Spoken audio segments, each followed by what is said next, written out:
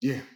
So you mentioned earlier that you had something in you that you don't know, like speaking more on your character, the resilience, And if you remember, you did start by telling us that you grew up and you were raised in the church, and even when you went to the clubs, that's what was keeping you in check. So I just want to reread the scripture that we had as our devotion. It says, My child, never forget the things I have taught you. Store my commands in your heart. If you do this, you will live many years and your life will be satisfied. Never let loyalty and kindness leave you. Tie them around your neck as a reminder. Write them deep within your heart. Then you will find favor with both God and people, and you will earn a good reputation. This is from Proverbs 3, verses 1 to 4. So the reason why I want to bring this into perspective is because through your story, what I'm picking up is a lot on your character. I want you to share with us how do I continue in that kind of character that I've been raised in, the goodness in my heart, sticking to what God has taught me. It's a big challenge. It will come down to you, the individual. What do you decide you're going to do when you are faced with the challenge? The friend of mine who introduced me to his parents and took me off the streets of Harare, later in the years, he killed his own child. We actually, the group that I used to sing with in Harare, he was one of the lead singers, brilliant writer, songwriter. I think he met Adventism through us, and he became, let me just say, a good follower of Christ. But later in the years, he has a child. He was implicated in the death of his. I don't know if the child was even more than 5 years old. He was given the death sentence, and they later reviewed his case, and so it's there online. And they said, let's give him life. And then came back and reviewed it. They said, okay, we'll give him 30 years. So he's going to come out probably when he's about 65. So basically his life is over. So on what you're saying, it's the individual. How do you take all that you know about God or your upbringing and apply it to the challenges that you face? It's not easy. But for me, it goes even deeper than that. There's a time when I was still young, before I left my parents, I think I was probably about 18. My family members called this guy, who does things, these traditional guys, and they sat us down in the lounge and they said, no, this guy here is going to pray for you. Did some stuff with some water and a couple of sticks. He tied some sticks with some cotton, whatever. You pray for him, and he'll give you this, you put in your pocket. When you get out there looking for a job, you get a good job. And right there, something said to me, well, this is not right. In my being, I said, no, I don't think this is how God works. If God needs to give me something, as far as I've seen in the Bible, what is done for others, they didn't carry little things with them for their progress or success. And right there, I refused. But I was young. I could have said, this sounds interesting. I could just to put a stick in your pocket, and then next thing you've got a job. But I refused from that point. So there's a couple of areas where some young people would fail.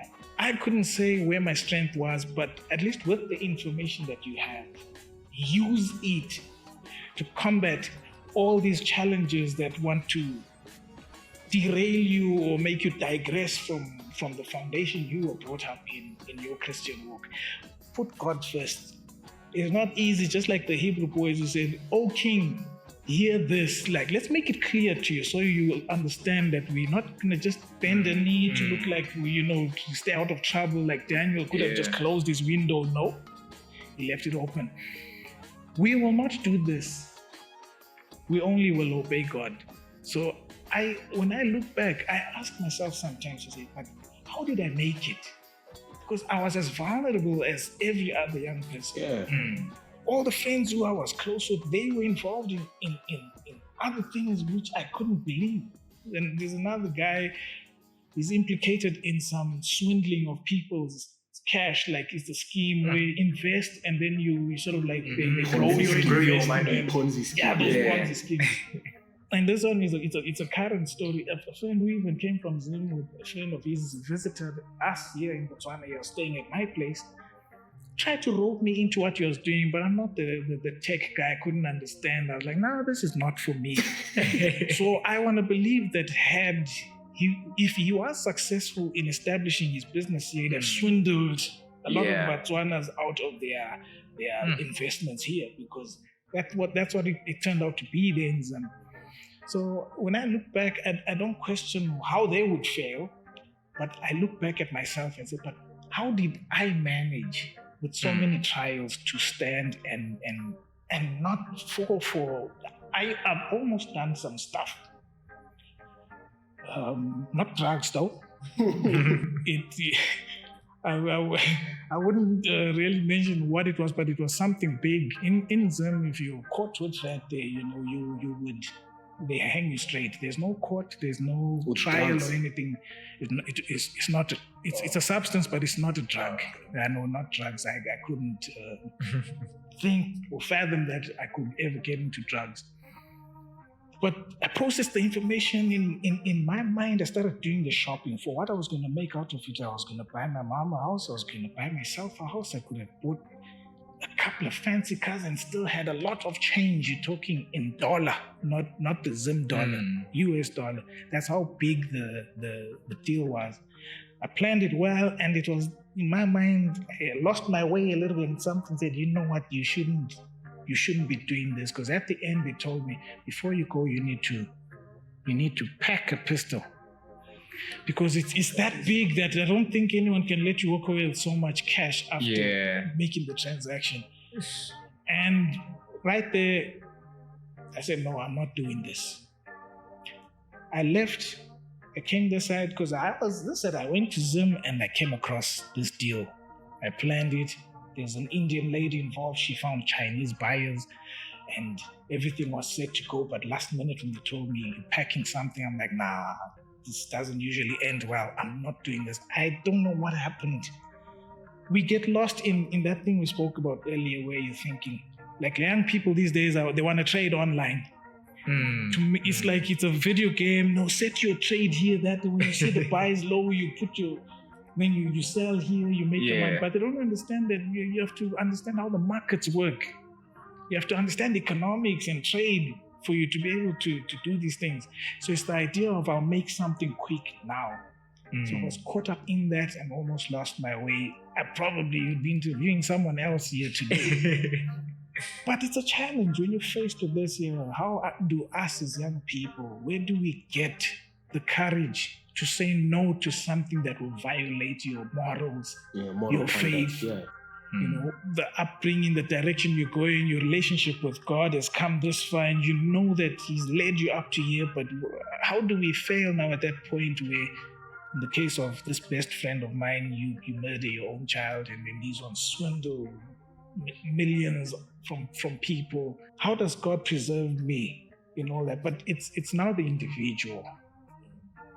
What will you do if right now someone says, when we leave here, you will walk away with a bag of cash? It's so tempting, especially where no one gets hurt. That's the part for young people where they can put down their faith on that. Later in the years, even with the agencies that I work with, the one I told them, because sometimes if Sabbath morning I dash and grab something, deliver, it's just a delivery, then come to church. I went to them, I said, guys, I cannot do this on a Sabbath. I need the money. You guys have supported me. At the risk of losing you guys as my client, Friday sunset, you can't get a hold of me until Sabbath sunset. They tried to tempt me on that. King God will understand that this is a lady who has an Adventist background who works for the agency telling me, God will understand. It's about feeding your family, and she doesn't understand that. I've come with God from so far that I can't let Him down now that He's put me in a better place.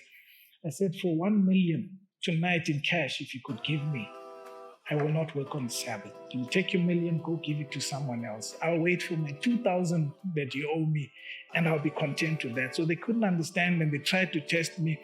That's why even until today, my wife will tell you, Friday sunset, I put my phone on silent, no vibrate, nothing. I can just tuck it away somewhere. I'll see Sabbath, end of Sabbath. I don't even carry it to church no more. I try doing that. You're trying to sing a hymn or read the Then Bible. Notification pops up. When that call comes in, your mind is gone because you're thinking, "Ish, this is This deal. yeah, what did they want to say? Could there be something else?" Your mind is diverted from worshiping God. So I totally don't even attend to my phone Sabbath. So the individual as a young person, you have to test God at His word. Now, that's the most difficult thing to do. That's why, Satan went to God and said, what a man has, I take that away, he'll forsake you. So God said, okay, go, but don't touch the man. So he went and took everything of Job's because he understands that if I threaten your belongings. your belongings and your way of life, even God can be forsaken because Satan is smart. Ellen White says God created Satan as near as possible as himself. There's no other being that, even Gabriel wasn't created like that. So Satan was smart. The only reason he wasn't God is that you cannot create God. So he was made as close, and even the love of God was revealed to Satan. So he's a smart being, and everything he does to us, the man has calculated. Yeah. When he tempted Christ, why would he wait until Christ was hungry after fasting 40 days, 40 nights? He could have come on the first day and said, hey, look, let's prepare for the time you get hungry. There's a lot of rocks, so you can turn them into bread. No. Waits for you when you're at your most vulnerable, and he doesn't need the whole day to chase after you. Just one moment. A split moment, a moment is enough. So, Satan will do the same with us young people. Focus on that firm foundation that you stand on Christ. We will fail. We will make mistakes. But a righteous man falls 7 times. God sees your heart that he's battling with something. But if you just frivolously just ignore the fact that you made a mistake and it means nothing to you, it's a different story. You're the same guy who won't have a problem going to make a quick million on the Sabbath, and it's okay as long as you return the tithe. I always say to myself, how do I return a tithe out of disobedience? Will God accept it like Cain and Abel? That's why some churches today, but it's still unto God. You cannot make a golden calf and say, this is a celebration unto God, and God said, this is not what I want. So these are the things where the young people, when it comes to threatening or making that decision to stand to do what is right, how do you value your relationship with God? So I don't know if I was blessed or fortunate, but I thank God that of all the things I was exposed to, I found myself near one of the ones that could have ended my life, but thereafter, I made that decision that, I'm not doing this. I'm going to take things slow. Whether or not God gives me a house to live or my own place, as long as He provides the rent for that house, I'll live this life and leave the earth a renting man. But God, just look at God, what He's done for you, and say, where do I expect God to take me to from this point? And how do I value that relationship I have with Him? Is He just someone that is there to give us a comfortable life? Did He come and die for that? To make us all just live a good life, or just, have nice things and look like we're making it? No. It's more important to just stand by God's side. And I think by that, the challenges will be a little bit, they'll be bearable, if I can put it that way.